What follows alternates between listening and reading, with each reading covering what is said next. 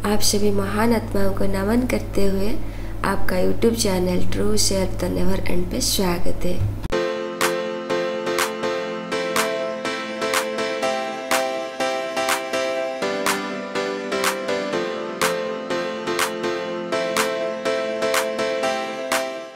एक लड़का था, एक लड़की थी। दोनों नॉर्मल सा फ्रेंड थे। एक दिन लड़की ने अचानक लड़का को प्रपोज किया।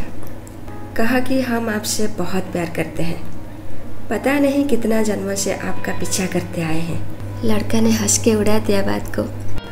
समझाया भी, ये प्यार व्यार का चक्कर में मत पड़ो, प्यार अच्छी चीज़ नहीं है। लड़का ने यह भी कहा, हम इसी टाइप का इंसान नहीं है जो आपका प्यार में पड़े। दो डांट लगा दी अच्छे से, पर यह बुद्धू को क्या पता था दुनिया में प्यार सबसे अच्छी चीज होती है। प्रेम और मोह में अंतर दुनिया को तो पता नहीं, आज तक किसी को प्रेम तो हुआ नहीं, इसीलिए दुनिया प्रेम को नीचा दिखाता आया है। प्रेम का मतलब हमें कुछ और पता है। प्रेम का मतलब विवाह, प्रेम का मतलब एक संतान को जन्म देना। पर साधु संत मुनि ऋषियों ने बताया है, रिश्ते में उतरने के लिए प्रेम चाहिए।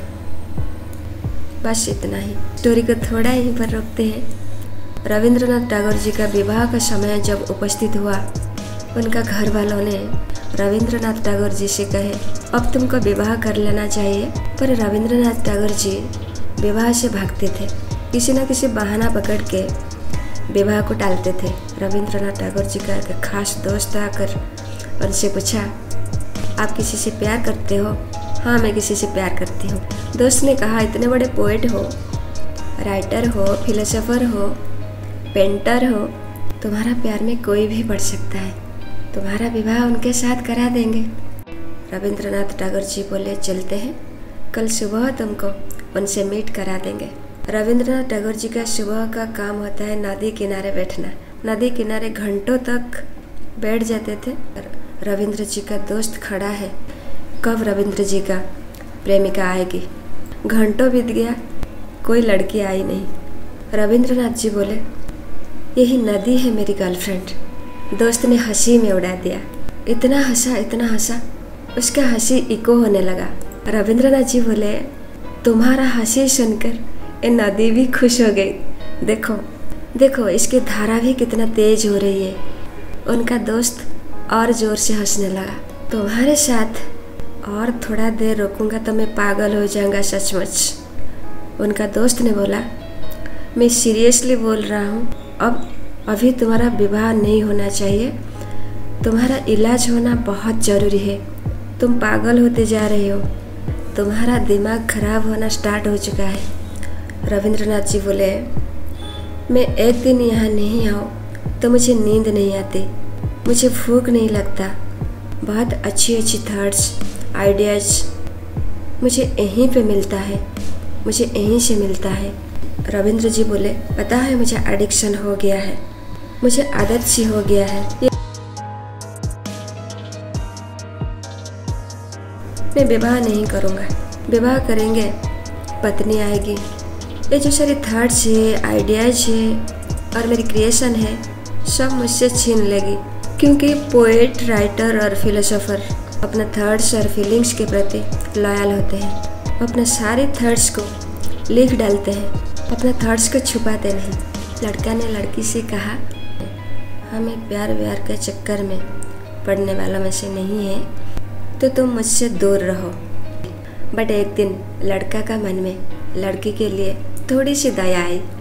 लड़का ने लड़की से कहा, हम दोनों फ्रेंड बन सकते हैं, पर मेरे मन में तुम्हारे लिए प्यार का कोई फीलिंग्स नहीं। जैसे कॉमन फ्रेंड मिलते हैं, बात करते हैं, ऐसे मिलेंगे, बात करेंगे, और उससे ज़्यादा कुछ नहीं। बट लड़का ने पूछा, हम ये बात ज़रूर जानना चाहेंगे, तुम मुझसे क्यों प्यार करती हो, रीज़न क्या है? लड़के ने कहा, कोई रीज़न नहीं, बस अच्छे लगते हो और कुछ नहीं।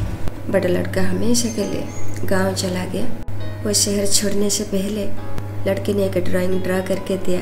वो लड़का भी ड्राइंग ही बना के दिया। वो ड्राइंग कुछ इस तरह था, सूखा नदी, सूखा पेड़। वो ड्राइंग देखकर लड़की को बहुत दुख लगा। लड़की ने लड़का से मिला और उसे जाकर कहा, ये क्या है? तुम्हारा सोच में जान नहीं है क्या?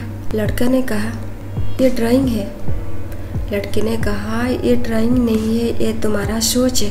ये ड्राइंग में बना इमेज की तरह तुम्हारा जिंदगी कटने वाला है। तुम्हारा सोच में जान नहीं, तुम्हारा इमेज में कैसे जान आएगा? तुम्हारा जिंदगी तुम इसी तरह बनाना चाहते हो। तुम्हारे लिए ये एक ड्राइंग हो सकता है, बट मेरे लिए ये तुम्हारा जिंदगी है। लड़का ने कहा, तुमने सूखा नदी, सूखा पेड़, पानी के लिए चिड़िया की तड़प कभी देखा नहीं? इसके लिए कुछ रीजन होता है, कुछ सिचुएशन होता है, बट रेनी सीजन में सूखा पेड़ तुम्हें कहाँ दिखाई दिया? प्रकृति की सुंदरता को तुम इस तरह दिखाओगे? तुम्हारा ड्राइंग में, तुम्हारा सोच में नदी होना चाहिए, पहाड़ होना चाहिए, उगता सूरज होना चाहिए, हरा भरा लता पता होना चाहिए। अगर तुमको सोचना है, तुम कुछ सोच रहे हो तो कुछ अच्छा सोचो ना। तो कुछ अच्छा सोचो, बड़ा सोचो। सोचने में दरिद्रता कैसा? तुम्हारा नदी में जान नहीं, मुर्दा पेड़, चिड़िया ठो पानी के लिए तड़प रहा है, ये क्या है? तुम्हारा जिंदगी कैसा होगा, तुम्हारा सोच तय करता है। इसके बाद लड़की ने जो ड्राइंग दिया था, 3 BHK फ्लैट के सामने flower garden, expensive car, flat के पीछे छोटा सा प्लेग्राउंड। ड्राइंग बहुत अच्छा था, लड़का खुश हो गया। ड्राइंग में एक ऐसा पार्ट था जहाँ लड़का स्पीचलेस हो गया, बट वो ड्राइंग को एक कागज़ का टुकड़ा समझ के ट्रेन की खिड़की से फेंक दिया। समय पास आउट हो गया, दोनों अपने अपने लाइफ में आगे बढ़े। जमाना बीत गया। बहुत सालों के बाद लड़का ने मिला लड़की से। वो लड़की तब तक बूढ़ी हो गई थी। लड़का ने कहा, मैं तुम्हारी ज़िंदगी को देखने आया हूँ। लड़की ने कहा, तुम झूठ बोल रहे हो, तुम मेरी ज़िंदगी को देखने नहीं आए हो। मैंने तुम्हारे लिए जो ड्राइंग बनाया था, वो ड्राइंग का खास पार्ट को तुमने देखने के लिए आए हो बस। लड़की ने कपड़ा हटा दिया। सामने एक स्टैचू है, वो स्टैचू उस फ्रेंड का था। कर्मों का आधार है सोच। अगर हमको सोचना है कुछ बनने के लिए, कुछ करने के लिए, हम अच्छा क्यों नहीं सोच सकते? सोचने का काम तुम्हारा।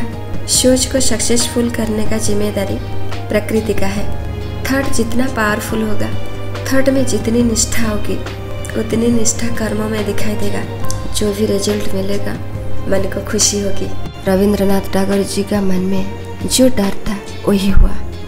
उनका पत्नी का शिकायत थी, वो नदी से जितना प्रेम करते हैं, मुझे भी इतना प्रेम नहीं करते हैं। रविंद्रनाथ जी कहे, किसी को संसार से प्रेम नहीं हुआ है, इसीलिए संसार दुखी है। मोह को जीने के लिए, इनसिक्योरिटी से बचने के लिए संसार में अधिकार को ज़्यादा प्रायोरिटी दिया जाता है। इसीलिए पति पत्नी, पिता पुत्र एक अधिकार में बांध दिया जाता है। नदी के प्रति मेरे मन में कभी क्रोध आया है, ना ईर्ष्या। नदी के लिए मेरे मन में कोई कामना है, ना मोह, ना भय। जब नदी तट पर मैं बैठ जाता हूँ, मैं शून्य हो जाता हूँ। नदी के प्रति सिर्फ मैं प्रेम में भर जाता हूँ, धन्यवाद में भर जाता हूँ। मैं सिर्फ मुक्त चेतना को अनुभव करता हूँ। तुम्हारा अहंकार जो पत्नी का शरीर धारण करके बैठा है, उसे किनारा कर दो, उसे अलग रख दो। फिर देखो, मेरे प्रति तुम्हारा मन में कभी शिकायतें होगी, ना डर होगा, ना कामना होगी, ना क्रोध होगा। सारे मोह मिट जाएगा। तभी जाके तुम मुक्त चेतना को अनुभव कर पाओगी। तुम मेरे जैसा बन जाओगी। तभी जाके मुझे प्रेम करने के लिए तुम्हें कोई नहीं रोक सकता। उनका पत्नी ने बहुत साथ दिया। रविंद्रनाथ टैगोर जी नोबेल प्राइज का हकदार बने। पिता पुत्र और पति पत्नी के बीच जितना प्रेम होगा, वो रिश्ता उतना आध्यात्मिक होगा। वो रिश्ते में अहंकार बचेगा नहीं। वो रिश्ता पवित्र रिश्ता कहलाएगा। वाणी, विचार और कर्म अपने आप आध्यात्मिक होता जाएगा। परिवार में कोई किसी से स्पेस पाने के लिए, फ्रीडम पाने के लिए, श्रद्धा पाने के लिए, सम्मान पाने के लिए हाथ नहीं फैलाएगा।